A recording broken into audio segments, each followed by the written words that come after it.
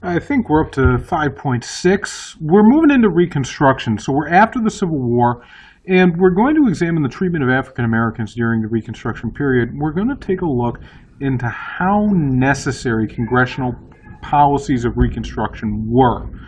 There's a bunch of stuff I want you to find. This is going to be in chapter 22 of your textbook.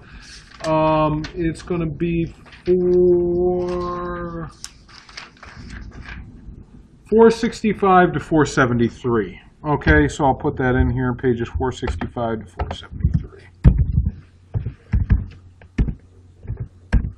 That's where you want to focus.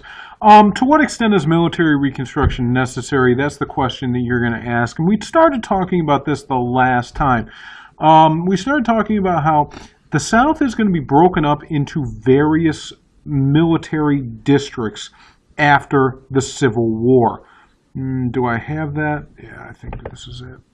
No, that's not it. So basically, the South is going to be broken up into various military districts during the Civil War. And those after the Civil War, those military districts are going to be kind of in charge of making sure the South is kind of on point, because they got to rebuild the South. And they have to rebuild the South in a way that is going to allow the country to kind of move forward. So if we take a look, the South is going to be destroyed. Cities were laid to waste. Atlanta was completely burned and destroyed. That is the city of Atlanta you see in that picture. Charleston, South Carolina, Richmond, Virginia, all had to be completely rebuilt from scratch because they are gone. The economy and infrastructure were destroyed. The South is basically going to be producing nothing after the war. What little industry, what little railroads they had are gone. Agriculture is crippled. Fields were filled with weeds. Nothing is being produced. Slavery is gone. The planter aristocracy is going to be forced into temporary poverty. Basically, the South is going to be in a really, really bad shape, and it's going to have to be rebuilt. There is going to be deep felt resentment among the Southerners who lost the war. They're going to talk about how they had the lost cause, the cause that was the South, and how they failed. And there's going to be one group that is going to be exuberant, however, and that's going to be the African Americans, because African Americans are now going to be free, right? For the first time, the chains are going to be broken. They are going to be free from slavery. And now what does that mean? Okay, so the Union armies occupying the South are going to be the emancipators of the slaves. All right, and of course the former ruling class are going to be deeply resentful of this, because they see those slaves, this is what they were fighting for, and they've lost. And every time you see an African American who's freed, that's going to be something that the whites in the South are going to resent, because that's going to be something that's going to signify their failure in their failed way of life. Now, in the beginning, a lot of blacks are going to take to the roads looking for opportunities, looking for their families. Some people are going to stay and remain and work on the same plantations that they worked on as slaves. But basically, it's going to be like, okay, we're free, and now what? Some people are just going to be very happy. They're going to go off and take off. But others aren't going to know what to do. You have to remember, you're talking about a group of people who have been forcefully kept down for hundreds of years. They have not been taught how to read or write. They have not been taught how to take care of themselves. They have been utterly dependent upon others for their survival. And their very freedoms are restricted. So you take a group of people who've had nothing, and now all of a sudden you say, you are free, then that's going to be a big issue. What do we do with all of the newly freed people? Okay? A lot of people the black church is going to be extremely important, because that's going to be the one organization that, since the days of slavery, that blacks have been allowed to belong to, is going to be the church. And they're going to rely on the churches as the organization that's going to be helping people out, helping people with opportunities. Missionaries are going to come to the South to try to help out a lot of the African Americans, but there's a lot of work to be done, and the government feels that it has to intervene in order to try to help out. And that's going to come in the form of the Freedmen's Bureau. A freed man, let's look at what that word entails. A newly freed man, a former slave. This is a government bureau that's going to be established in March of 1865 to basically help out African Americans, because African Americans have had no help. They don't know how to take care of themselves, and they need all the help they can get after the Civil War. So they need food, clothing, medical care, education. All of these things are going to be provided by the Freedmen's Bureau. Freedmen's Bureau is going to set up schools all over the South in order to try to teach African Americans how to read and write. There's stories of 90-year-old African Americans going to these freedmen schools trying to learn how to read and write. And 200,000 are actually going to be taught by these freedmen schools. Now, the Freedmen's Bureau is going to be highly controversial. Not everybody is going to like it, of course. So if we take a look at this advertisement, we can try to interpret which group of people would have supported this advertisement. So the Freedmen's Bureau, an agency to keep the Negro in idleness, which means laziness, at the expense of the white man. Twice vetoed by the president, made law by the Congress. Support the Congress and you support the Negro. Sustain the president and protect the white man. So if we take a look here, we have a caricature of a slave laying back chilling while all of the whites are working. Guess who designed this? Guess who designed this advertisement? That's right. This is going to be designed for white Southerners who show resentment for the Freedmen's Bureau, saying that this is basically, African Americans are going to be lazy, and basically this is forcing the whites to work, and the African Americans are just getting rich off of white work. Kind of the same arguments against the welfare system today. If you take a look at a lot of arguments against the welfare, basically they say people are just getting rich off of other people, and they're not working because other people are paying them not to work. It's the same argument that we see after the Civil War. Now, it alluded to it there, but there's going to be a big difference between Congress and President Johnson. President Johnson is no fan of the newly freed African Americans. So if we take a look, Johnson is going to be basically a Southerner, and he's going to be a president by happenstance. He does not like the Freedmen's Bureau. He vetoes the Freedmen's Bureau and tries to make sure that this is not going to happen. So basically, after he becomes president, he's going to be fighting a lot of congressional policies that are going to be trying to help out African Americans. And in the South, they're also going to try to find ways to work around it. A lot of Southern states are immediately going to pass laws known as the Black Codes.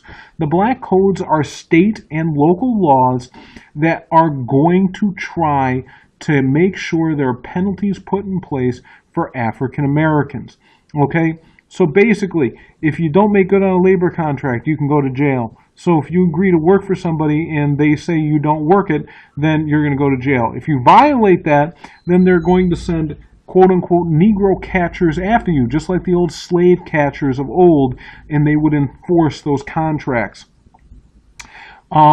Freedom is legally recognized, but blacks are allowed to marry, but they could not own any land, they could not vote according to these laws. So if we take a look, and we have this old cartoon, we have the KKK, who are going to start up after the Civil War. Is actually a Civil War regiment, and a Civil War general is going to start the KKK, and we have the White League, and they're shaking hands, and they are terrorizing this black family. We see somebody being lynched in the background. We see the schoolhouse being burned down. And it says, we have the caption here, worse than slavery. So very quickly after Civil War, during the period of Reconstruction, we are definitely going to see African Americans are going to be persecuted and oppressed in the South, and they're going to try to go back to their old tricks during the during the Civil War, during the time of slavery. 13th Amendment said we can't have slaves. Okay, well, we'll just call it something else, is basically what's happening.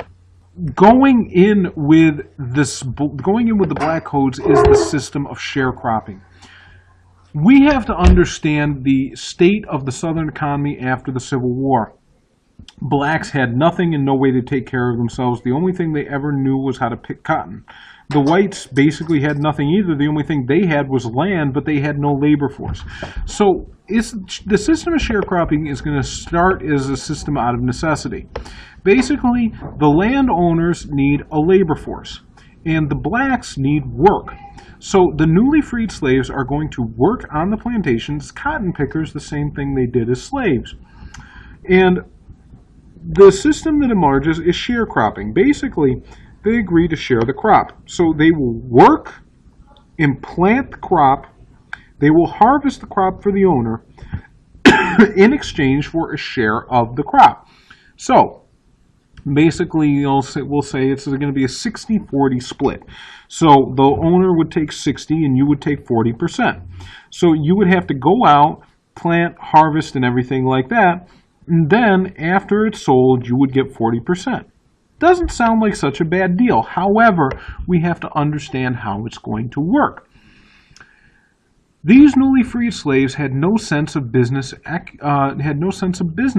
They also had no sense of understanding how much things were worth, because before, when they were slaves, there was no such thing as slaves being allowed to have money or slaves being allowed to go and know what things cost. So they would need tools, they would need seed, they would need feed, they would need a lot of things in order to get this job done. Of course, they had no money to buy the things they need in order to cultivate the land to get the crop they need. So what they would have to do is they would have to borrow things like seeds and everything like that from the owner in order to plant the crop. So they start in debt. No problem. They'll make it back up at the end when they go to sell the stuff. But you have to think about it. Who's going to be selling the crop? Not the blacks. It's going to be the whites. Who's going to be controlling the money? It's going to be the whites. Who's going to be saying how much stuff costs? It's going to be the whites. So basically, all those tools and seeds and everything, these African Americans are told that they cost a lot more than they actually are. So at the end of the season, when they go to sell the crop, the owner comes back and says, well, we sold the crop, but you still owe me money from the seed and everything that we had because we had a bad year.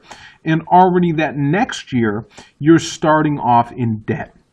So this is going to be a system that keeps African Americans perpetually in debt because they don't know any better. They don't know what the cost of things are.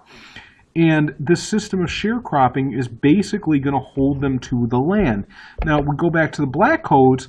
Black codes basically tied African Americans to contracts. Sharecropping is a contract. This is slavery by another name. It keeps African Americans tied to that land. Now, on top of all of this, when it comes time to start seating some congressmen, because President Johnson had a very easy Reconstruction plan, the first Congress after the Civil War ends, Southerners are sending congressmen to Washington, D.C. to Congress. And they sent 4 generals, 5 colonels, different members of the Confederate government, and even the Confederate Vice President Alexander Stephens as congressmen to Washington, D.C. The Republicans in Congress were basically saying, this is too much. Johnson is not doing enough. He is not punishing the South. The South is getting away with murder. Why do we even fight the Civil War if African Americans are basically slaves as sharecroppers, if we have Southerners that are trying to become congressmen again that we just finished fighting against? This is ridiculous.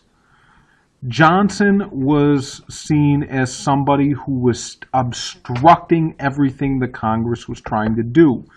So in 1866, there is congressional elections, and Congress is going to be overwhelmingly voted in as Republican, and the radical Republicans are going to come in charge of Congress. This is their leader. His name is Thaddeus Stevens. He is going to be the leader in the House. Charles Sumner is going to be the leader in the Senate. Just to give you an idea of Stevens's position, in the 1860s, he was living with, but could not marry, a black woman. And this was an open relationship that he had. This is in the 1860s. That is something that's huge during that time. The radical Republicans are going to have a majority that's going to be able to overturn a presidential veto, and they're going to be able to begin their policy of punishing the South in what is known as military reconstruction. The South is going to send the military into, the Congress is going to send the military back into the South. They're going to divide the South into 5 different military districts. They're going to disenfranchise, meaning they're going to deny the right to vote from former Confederates.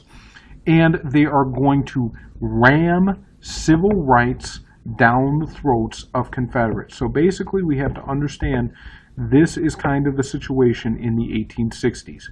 You have the Union Army in the South keeping the peace from the Confederates who don't want to give up what they have with the African Americans who are trying to basically get rights. So African Americans are going to start to get some rights in the 1860s and 1870s. 14th Amendment is going to be ratified in 1868, guaranteeing equal protection under the land and basically eliminating the black codes. Later, in 1870, comes the 15th Amendment, which guarantees African Americans the right to vote. So military reconstruction is going to be one of these things that is going to be a necessity in order to make sure that African Americans gain these rights, because those rights have been taken away from them with black codes and with sharecropping. But it is going to, and the president's not going to be doing anything, so Congress is going to step in once they have the majority after the 1866 election, and Congress is going to be trying to make sure that these things are done through the use of the military. So going back, to what extent was military reconstruction necessary? That's your focus question.